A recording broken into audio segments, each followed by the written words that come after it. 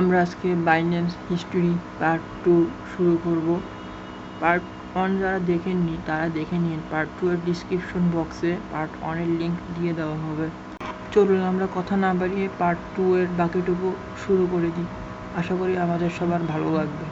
2023 সালে $4.3 billion settle করে নতুন সিইও রিচার্ড টেং দায়িত্ব নেয়। এভাবে বাইন্যান্স তার দীর্ঘ পথ পরিক্রমায় পদে পদে নিজেকে শানিত করে সাধারণের জন্য একটি সুন্দর প্ল্যাটফর্ম গড়ে তোলে। আপনারা কি জানতে চান বাইন্যান্সে কতগুলো ক্রিপ্টোকারেন্সি লেনদেন হয়? প্রায় 2000 পেয়ার ট্রেডিং রয়েছে এখানে। যদিও রেগুলেটরি ও লিকুইডিটির কারণে প্রায় কিছু কয়েন প্রত্যাহার বা ডিলিস্টেড হয় এবং প্রতিদিন নতুন কয়েন এখানে লিস্টেড হচ্ছে। বাইন্যান্সের মাধ্যমে আপনারা ফিউচার, মার্জিন এবং স্পট ট্রেড করতে পারবেন। ইউএসডিটি, ইউএসডিসি, এফডিএসইউডি, বিইউএসডি এগুলো হলো বাইন্যান্স মার্কেটের স্টেবল কয়েন।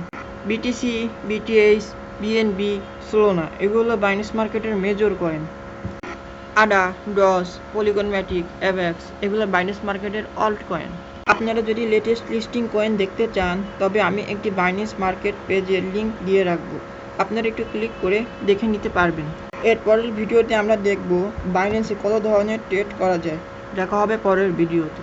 ব্লগটি ভালো লাগলে অবশ্যই লাইক, সাবস্ক্রাইব এবং বেল বাটনটা বাজিয়ে দিয়ে পাশে থাকবেন। ধন্যবাদ।